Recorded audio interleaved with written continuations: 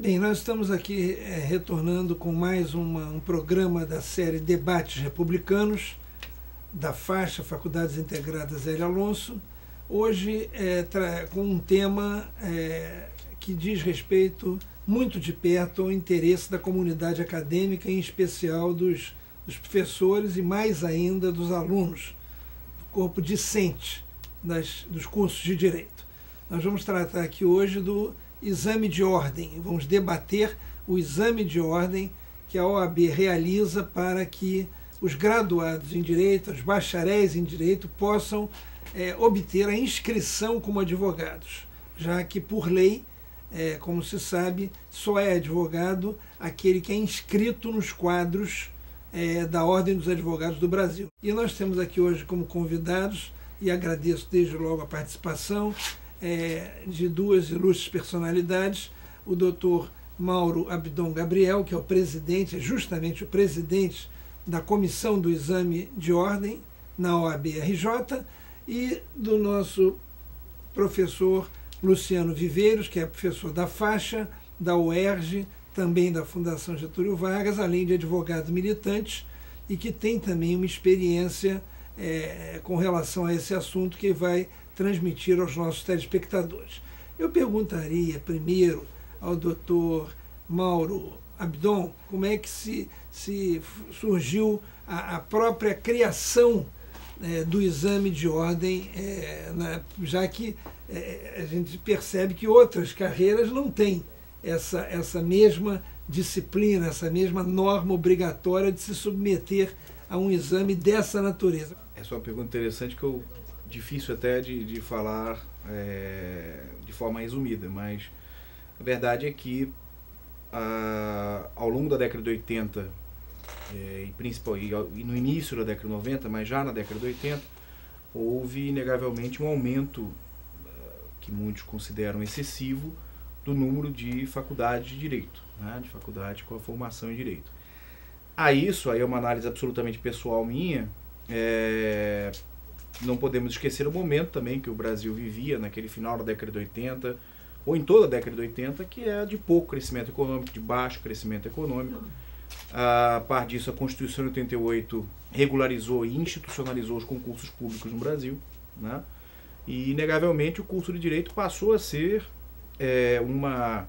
dentre os cursos superiores, um dos poucos que, de fato, dava ao formando uma perspectiva de uma vida estável, de uma vida salarial estável, nem tanto a advocacia, diga-se. Tanto é que, como professor, eu costumava perguntar aos meus alunos, e talvez o doutor Luciano tenha essa mesma experiência, em meados da década de 90, final da década de 90, quando eu comecei a lecionar, e pouquíssimos alunos pretendiam advogar quando terminassem a faculdade. Mas a experiência mínima na advocacia era essencial para os concursos da magistratura, do Ministério Público, concursos que exigissem um nível superior mesmo de serventuário de justiça. Bom, houve um aumento, quer dizer, e obviamente que aí, questão de economia, os teóricos da economia já sabem disso, quer dizer, onde há muita procura, vai também ter muita oferta. Então, os cursos de Direito começaram a ser abertos. O Rio de Janeiro, por exemplo, quando eu entrei na Faculdade de Direito em 89, tinham 26 cursos de Direito, e por aí 26, 20 e poucos cursos de Direito, e quando me formei já em 93 já tinham mais de 100. Então essa realidade fez com que a OAB, e ainda que seja o único curso que tenha isso, não é o único país que faz isso. Nós temos outros países em que a ordem, ou o nome que tenham nesses respectivos países, também fazem exames de proficiência.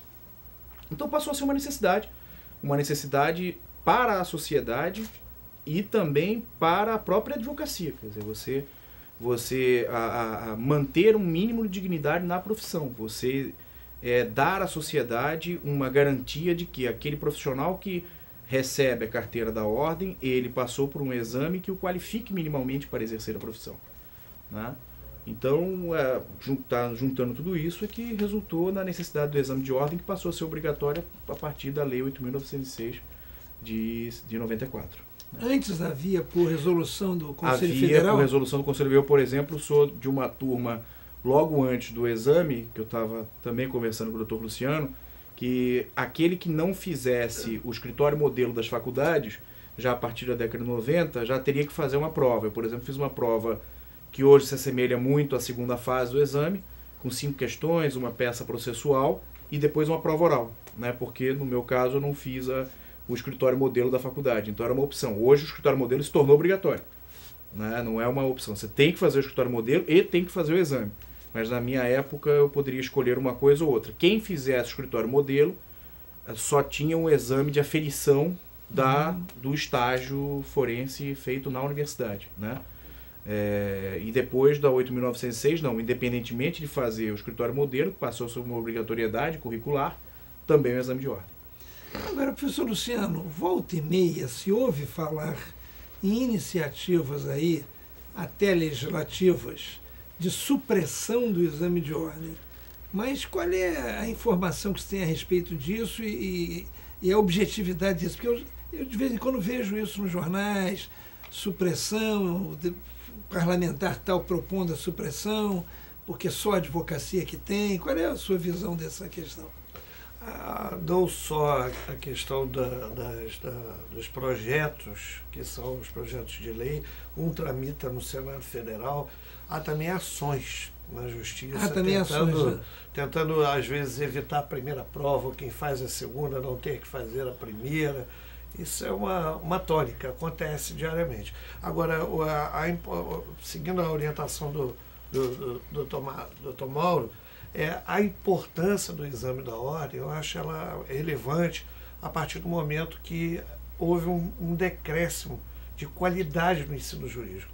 Não só a questão da pulverização dos cursos através de campus, esse número excessivo de campus que a gente vinha acompanhando, mas também uma necessidade de ter a ordem, o cuidado, enquanto do exercício da profissão, de regulamentar a atividade do advogado a partir do momento que também pode vedar a participação dele enquanto entidade de classe, enquanto entidade responsável pelo exercício da profissão.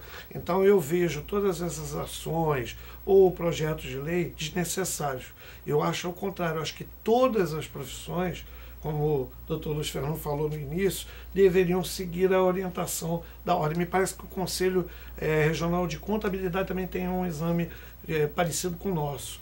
Então, acho muito importante, a partir do momento que o Ministério da Educação não cuida disso com atenção do número excessivo de faculdades de Direito, delegar a própria OAB de ter o sentido de fazer essa seleção natural, né? Eu vou chamar um intervalo e logo em seguida voltamos até com um novo desafio em relação a esse tema.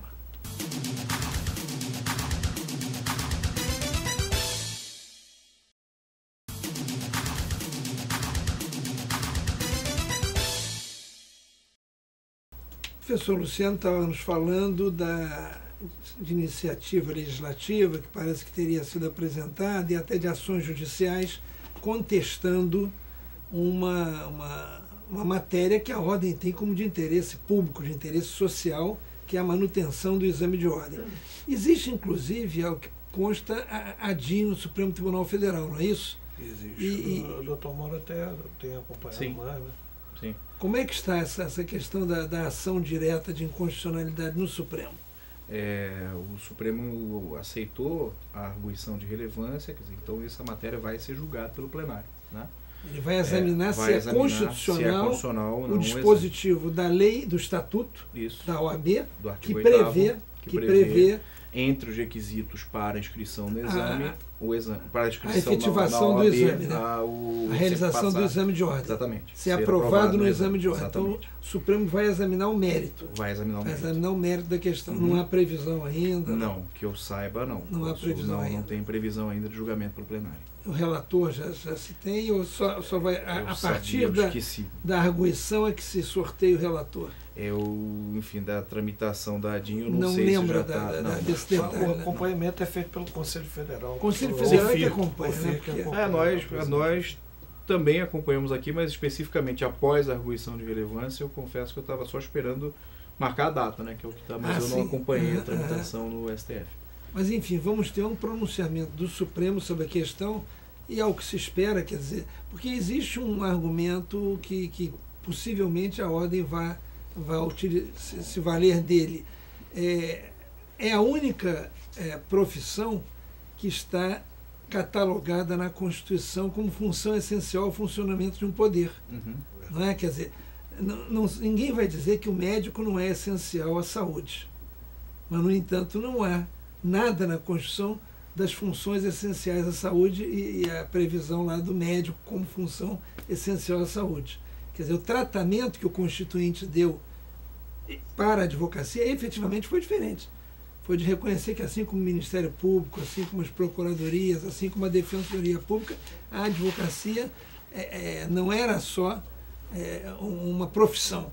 Era e é uma função essencial à justiça. Quer dizer, deu realmente uma dimensão diferente à questão e a importância, a relevância da advocacia.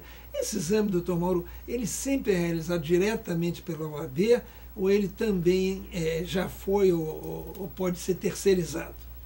Não. Vamos lá.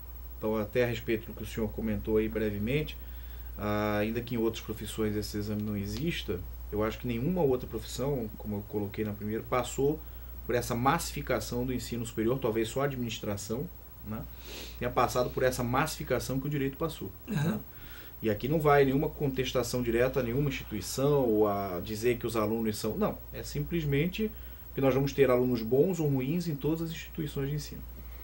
E hoje, como é que é feito o exame da ordem? Hoje, o exame da OAB, ele foi unificado nacionalmente. Essa unificação foi um processo lento, que começou nos estados do Nordeste. Os estados maiores tinham uma maior dificuldade para fazer isso, até que o Rio de Janeiro entrou na unificação e logo depois do Rio, São Paulo e Minas Gerais.